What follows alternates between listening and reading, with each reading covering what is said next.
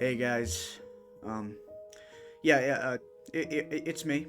Um, this isn't my typical sort of beginning to a video. Feel pretty distraught right now because I just learned something truly horrifying. Wendigoon, a YouTuber who makes entertaining, high quality true crime content and horror content. Someone who I often look up to as a creator just got revealed to, I can't believe I'm about to say this, to, breathe air. And you know who else breathed? That's right. Yeah, that's right. Brandon Herrera, donut operator, Brandon Buckingham, and even Adolf Hitler. Wendigoon is a monster, a villain.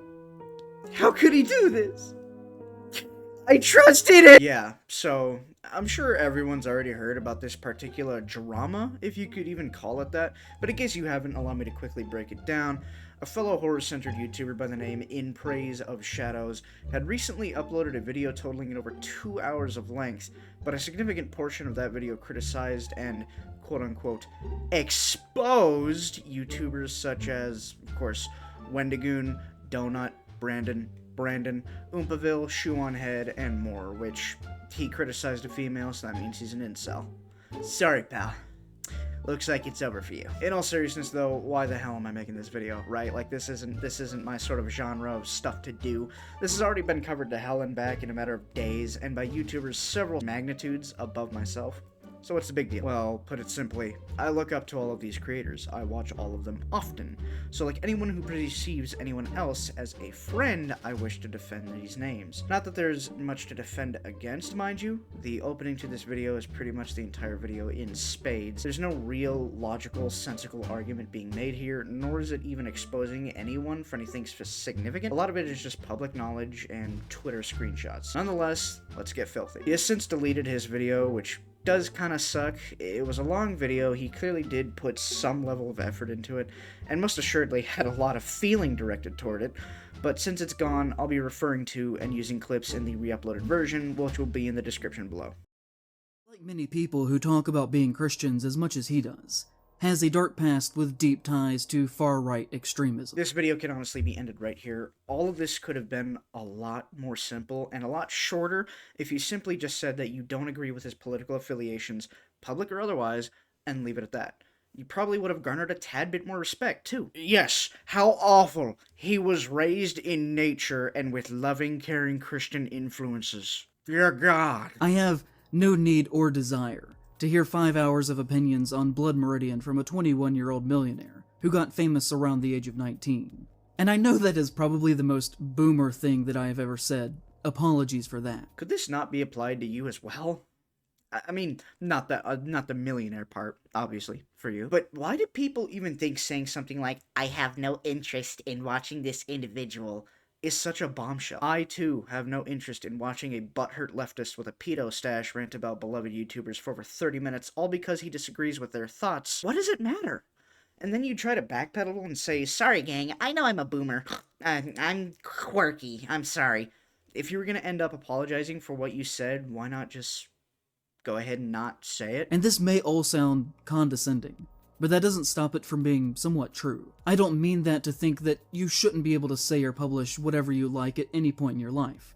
You're obviously free to do so. That he should not be welcomed in our spaces, or even, just in public in general.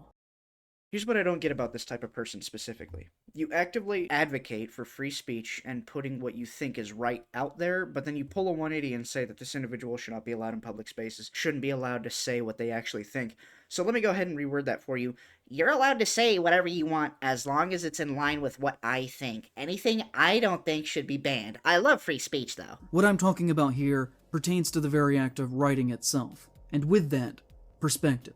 And I don't know if you can actually really truly be a good cultural critic with a voice that has a definitive perspective, without several years of genuine, independent, lived experience away from the home that you were raised in. And in his case, he became exceptionally wealthy by the time that he was 19 or 20. I'm not going to pretend to think that money has no impact on society and families, but if this is about writing and the ideals held by the individual in said writings, why bring up finances? Why is it that just because someone lives well, they earn a nice paycheck, they're suddenly not allowed to have an opinion on a subject you deem is not worthwhile? Don't you wish you had that amount of money?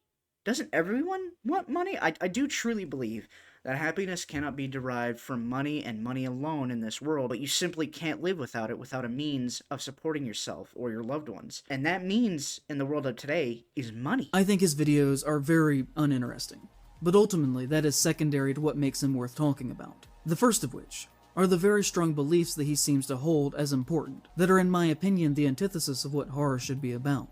There are many things that are red flags that we could talk about, from the bizarre gun ownership, the flagrant use from my perspective, of his religion as a shield from criticism. Exercising your rights as an American and as a Christian is a red flag. What? If that's the case, then I think your lack of guns and interest in God is a red flag. I'd much rather a friend or a role model of mine, aka Wendigoon, to be more obsessive over firearms and Christ than Twitter.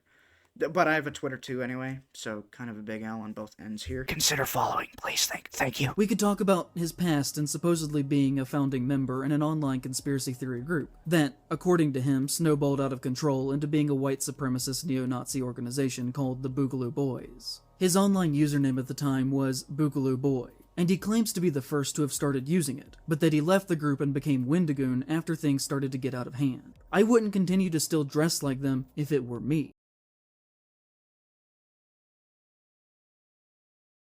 I always meant it as a for the people thing, yet it quickly became something else. To give you an idea, I watched the same news station call it a far leftist movement and a far right movement in the same day. It became something I didn't want to be a part of, and so I left. I dropped the name, took a break, and decided to talk about things I enjoyed like conspiracies and movies, under the new title, Wendigoon. It was something I acknowledge, but am not a part of anymore for what it became. Some of my current followers and friends were with me then, but I'm not a part of that anymore. I'm frankly shocked that you cited the entirety of Wendigoon's post on this topic and still continue to make very misleading statements. It very clearly states that he didn't start the group of extremists. He even explains his former username, Boogaloo Boy, was derived from what he believed meant revolution and freedom. If you're the writer you claim yourself to be, then you of all people should know that words and their meanings or associations can change. Look no further than the second half of Wendigoon's name. Goon, used to mean stupid or deliberately foolish person, and or a thug hired to commit acts of violence or intimidation. Now, it means, it means something else. Both of these words used to mean something before, and now they're associated with different things. Boogaloo, in Isaiah's form of thought, used to mean freedom or freedom fighter, and now it's associated with this group of far-right extremists. Just because Wendigoon can't see into the future or predict word changes doesn't mean he's a monster. And Hawaiian shirts are amazing. Alright, leave his drip alone. I bought his shirt. It's a very nice shirt. Stay away from it. Wendigoon is very publicly friends with Turkey Tom. They have been seen together on multiple occasions, and I've seen online mentions that Tom was either at his wedding or at the very least was invited. Tom has been accused of using the N-word multiple times in private conversations, including these screenshots of texts that are alleged to be real. God forbid a man have friends, I guess. Yes, Tom has previously used slurs in a way that he believed to be funny at the time, and regrettably so have many other people. The use of slurs are never condoned, but for many they use them before they're even old enough to understand the true history and meaning of such vile terms.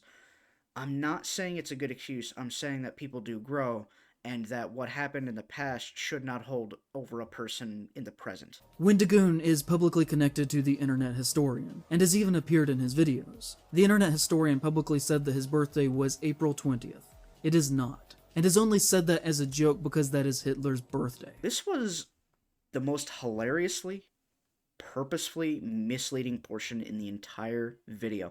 This very clip is what I based the opening joke on this video of. April 20th is Hitler's birthday, fine, but April is also the 4th month out of the year. And he jokingly said that he was born on the 20th of that month. I wonder what other jokes may be associated with the date 420. It is so obviously a weed joke that it's not even funny. Out of all the moments in this video to cherry pick or criticize, this one is the most pathetic attempt at slandering the good names of good people ever. Wendigoon is publicly friends with Donut Operator, and even retweeted a photograph of the two of them hugging. Donut Operator is a gun-crazed, very far-right YouTuber with 4 million subscribers, whose career consists of him reviewing footage of police officers shooting and killing people. He was once a cop himself, before he made more money making YouTube videos and retired. His content is very pro-state, pro-cop, pro-gun, and pro-death to people who don't share his beliefs propaganda. For example, one of his videos is titled Predator Takes Shotgun to the Face, and features a picture of him smiling in the corner of the thumbnail next to an image of a terrified man about to be executed by cops, with the text that reads, head removal. Nothing to do with anything, but real quick, I just want to throw out there how wild it is to me to disrespect a former police officer. And no, you're straight up wrong. That's not, no. You very clearly haven't watched much of Donut's content at all, which, fine, whatever. You still don't agree with his ethics. Yes, the majority of these breakdown videos do involve gun shooting, but not all of them include the suspect or perpetrator dying. Hell, there's even a video out there where a cop unloads his entire magazine into the back of a suspect and yet still manages to resuscitate him. Not all of them directly support the violence responses either. There are 3 other videos in that very screenshot in which Donut very clearly disapproves of the officer's actions. Furthermore, at the end of every breakdown he does, he asks his viewers if he thinks the police were justified or not in their actions. And about the whole pro-death to those who don't share his beliefs, yeah, in a lot of these videos, the suspects getting shot at are people who commit assault, battery, mass shootings.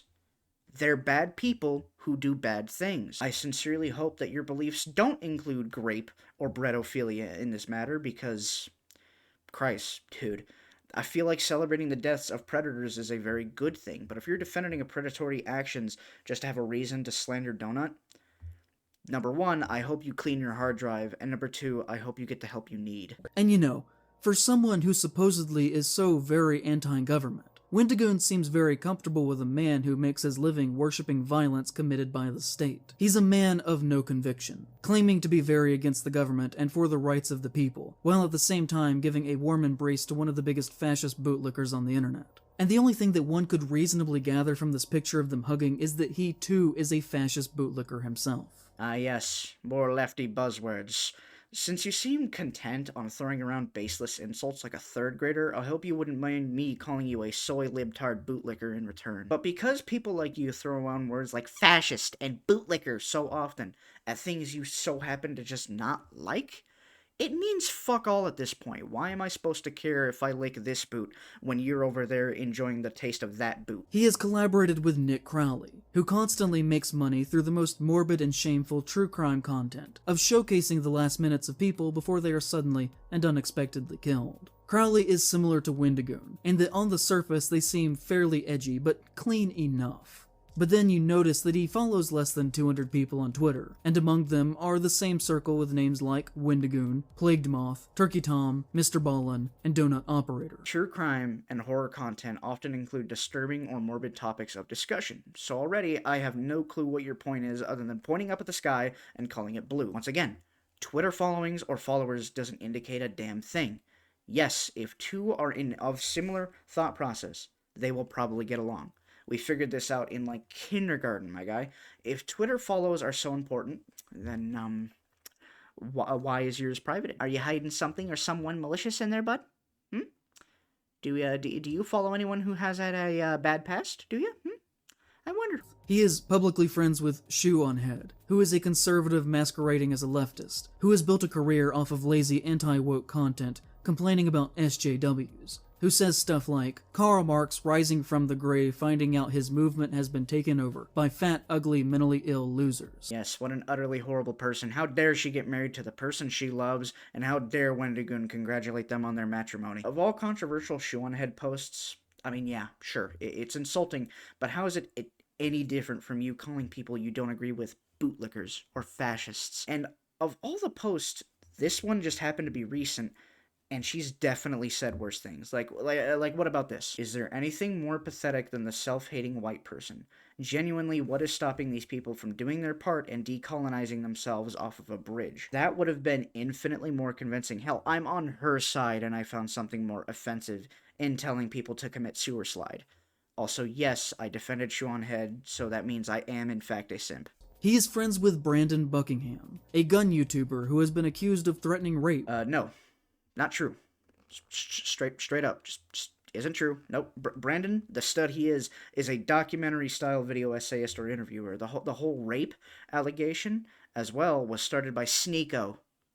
Sneeko, you know, the most kind-hearted, level-headed streamer this side of the Mississippi who just wants people to watch his clips. They're mags. That's also just a bad screenshot if you're trying to prove anything about.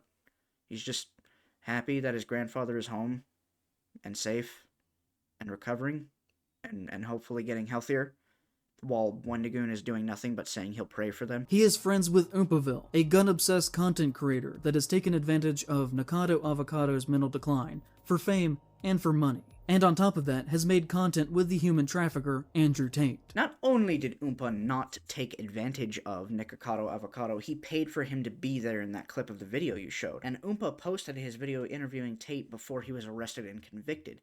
And even if Oompa was fully aware and cognizant of that sort of thing, interviewing someone does not automatically mean you're best friends with or you agree with everything they do. Honestly, I'm surprised you didn't even bring up Oompa's candy business. Something like, he sells candy, which means he is either okay with, or at the very least, indifferent to, giving people diabetes. That would have been miles more convincing, and that's already stupid. You keep bringing up guns too, and at this point, man, the only thing I have to say is Second Amendment, and there's nothing you can do about that. He is friends with Mutahar, who argued against Andrew Tate being deplatformed from social media websites. Yes, because not deplatforming people is for the sake of the First Amendment. You know, freedom. Even if someone's done something really stupid or bad, they still deserve the right to at least talk, even if you don't like them. I don't agree with Andrew Tate in any way either, but I still think he deserves a voice regardless. In the writing of the script, I'm only halfway through the 30-minute portion about Wendigoon that was supposedly supposed to slander him somehow, I guess. And yet, I think I and many other YouTubers have already said more than enough. If I really wanted to, I genuinely could and might even go through all 30 minutes of this re-upload, but I hope that I've more than gotten my point across. Although there is one more clip I would like to bring attention to. But the reason that I care is because this does not belong in horror, or anywhere. I care deeply about horror, and everything that he does has demonstrated so far in his career that he should not be welcomed in our spaces, or even, just in public in general. This is the icing on the cake. It is so unbelievably absurd that just came out of his mouth. If politics don't belong in horror or anywhere, then doesn't that just defeat the entire point of your video? But no. You just mean conservatives, right? Yeah, the far righties, yeah, of course. And if this entire video subject was horror, and about horror, and what's scary, and how to write, then what was the goal about pouting about politics and social circles even supposed to accomplish? Nonsensical, factually unsure whining and complaining was the only thing achieved in this video. On top of that, instead of finishing me off with, but despite my opinions about this individual, he still has the right to talk about whatever he wants and should be encouraged to keep improving as a person, you went with, he should not be allowed to even think about a subject I love and should be ostracized from all of society and even the public as a whole. Wow. Weird hill to die on, but at least you'll be dead. Not only is Wendigoon a good person who posts good content, I feel, all of the other YouTubers associated with him are also perfectly acceptable, fine people. And I understand that I'm biased against this individual because he's left while I identified as being, among the right, but this started in the first place because he was mega biased against those not sharing his mindset. Furthermore, I don't and will never hate someone based solely off their political affiliations alone. This guy went pretty hard in the paint, so I made this video. The beauty of this great country is that you are free to think however you see fit, and I cannot take that away from you, for they are all unalienable rights given to us by God. That was the belief our founding fathers held for this country, and I really wish more people acknowledged that. You don't have to love or even like each other, but you have to respect a fellow human being's existence as well as their right to think in their own way. We're all on the same planet together, so we might as well learn to at least tolerate one another. Once again, I want to reiterate why I made this video, despite being such a small creator. I really appreciate and like Wendigoon, and pretty much everyone associated with him. He is a very, very large inspiration for why I want to create content in the first place, and I just wanted to give back some of that wonder and gratitude that he provides for me and many others. But that's it for this video. I'm not too hell-bent on being a drama YouTuber myself, but we'll see based off this video. In all seriousness, I'm certain people viewing this video already knows about the topic, so given that, Please do not, under any circumstances, bully or threaten this individual. Contrary to my criticisms and disagreements with him, I don't harbor any genuine ill will or hate towards him. I don't condone bullying or harassing. Don't do it, please. Thank you so much for taking the precious time out of your day to watch this video. I'll catch you all later. Have a good day. Bye-bye. I want everyone, regardless if they like me or not, to do well. Christ didn't say love people who are nice to you. He just said love people.